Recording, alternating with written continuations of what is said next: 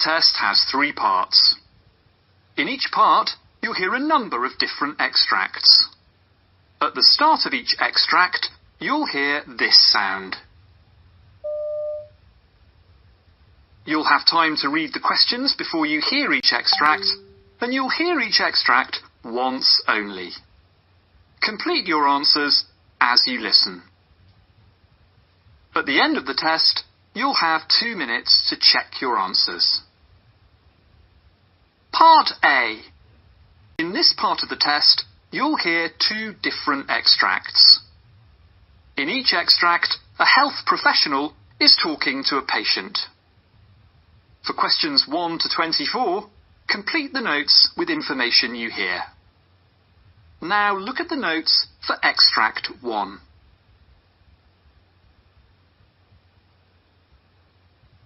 Extract 1, questions 1 to 12. You hear a pulmonologist talking to a patient called Robert Miller. For questions 1 to 12, complete the notes with a word or short phrase.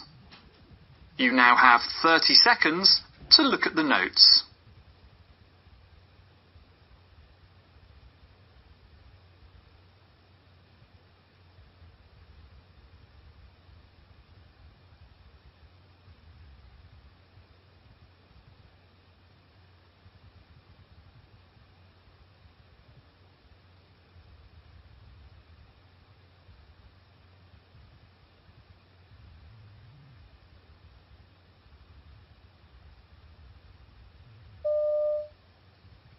Good morning, Mr. Miller. Now, looking at your notes, I see you've been having a few problems recently. Could you tell me a little about what's been happening in your own words? Well, yeah, it's a combination of things, really. To kick off, I feel pretty tired most of the time. Just haven't got the energy I used to have. Right. And I've got this cough. It's there all the time, and it feels dry. I mean, I'm not coughing up phlegm or blood or anything like that. But the worst thing, which really bothers me, is that I'm so short of breath. Even if I'm just getting dressed in the morning or going up a few steps, I have to stop because I get breathless so quickly. And I've lost quite a bit of weight, too. I mean, I didn't notice at first because it was very gradual, but all in all, I'm about 10 kilos lighter than I was 6 months ago. Right. I've not been dieting or anything. I love my food. Okay.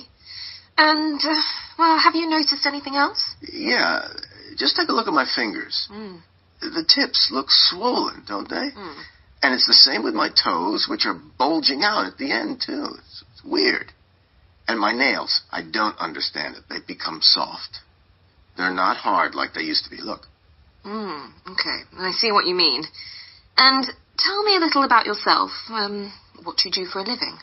Well, till recently, I worked as a farm laborer. Did it for about 20 years in total. It was hard, physical graft, and it finally got to the stage where I just couldn't cope with it anymore. Right. It really took it out of me. So this last couple of years, I've been a security guard, working nights at a local DIY warehouse. It's a bit boring, and the late shifts took a bit of getting used to, but it's okay. And, are you finding it less physically demanding? That's right. I just haven't got the stamina now for anything else. In fact, I've even had to give up my golf. Can't manage it anymore. Any spare time now goes on looking after my pigeons. I've done that since I was a teenager. Oh, very nice. And what about your medical history? Now, I see you were diagnosed with hypertension last year, and you're taking beta blockers at the moment for that. That's right. My GP said it'd help. Something the GP also said when I saw him about my breathing problems was that he heard what he called crackling noises in my chest. Okay. I can't hear them, but he could, through the stethoscope. Okay. And is there any family history of breathing or lung problems or any serious illnesses that you know of? I don't think so. My mother was always healthy, but my dad developed bad eczema as an adult. I remember the red patches on his hands and face, but he didn't have any lung problems as far as I know. Right. And Well, looking at your previous tests, you were diagnosed with hypertension about 6 months ago. You had... Oh, yeah, an echocardiogram, to check my heart. Yes. And a chest x-ray about 4 weeks ago after I saw my GP. That came back okay, as far as I know. I see. I'm not keen on hospitals, to be honest. Am I going to need to have lots more tests? Well, I'm going to suggest you have what's called an arterial blood gas test. This will let us check how well your lungs are working, how they move oxygen into your blood and remove carbon dioxide from it. Okay. And I'm also going to order a CT scan. Now, this will be more revealing than the chest x-ray you had, and I may then prescribe a course of corticosteroids. This will depend on what the tests show up. Now, I'd start you on a relatively low dose, and then we'll see how...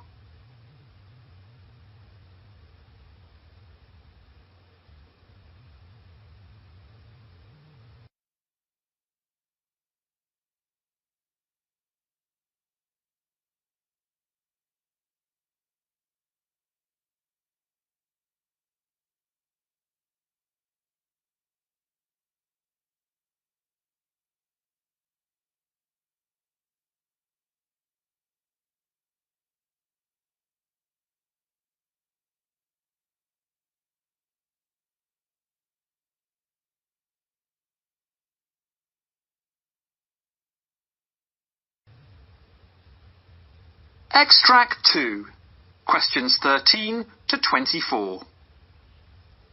You hear an eye specialist talking to a patient called Jasmine Burton, who has recently undergone eye surgery. For questions 13 to 24, complete the notes with a word or short phrase. You now have 30 seconds to look at the notes.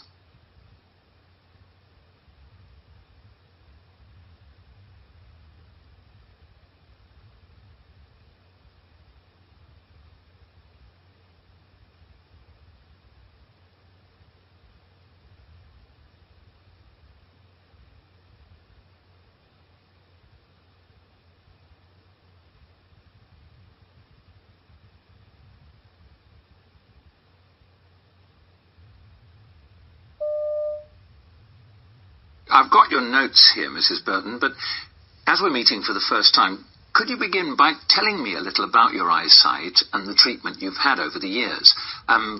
Did you wear glasses as a child, for example? Yes, since I was about 7. My parents were concerned by the way I held a book when I was reading, so they took me to an optometrist. He told them I had some kind of astigmatism. Am I right in assuming that's myopic rather than hyperopic? Well, yes, I'm nearsighted, if that's what you mean. That's right. Some people actually have mixed astigmatism. They're far-sighted in one eye and near in the other. Oh, well, that's not me. Right. And as well as my astigmatism, as you probably noticed, my eyes flicker. I'm not aware of it myself, but other people comment on it sometimes. I think you call it nystagmus. It meant that when I had my eye surgery, they preferred to use a general rather than a local anaesthetic. Okay, so did anyone ever tell you what they thought might have caused the condition? Well, I was once told that my generally poor eyesight is most probably down to the fact that I don't have enough pigment in my eye.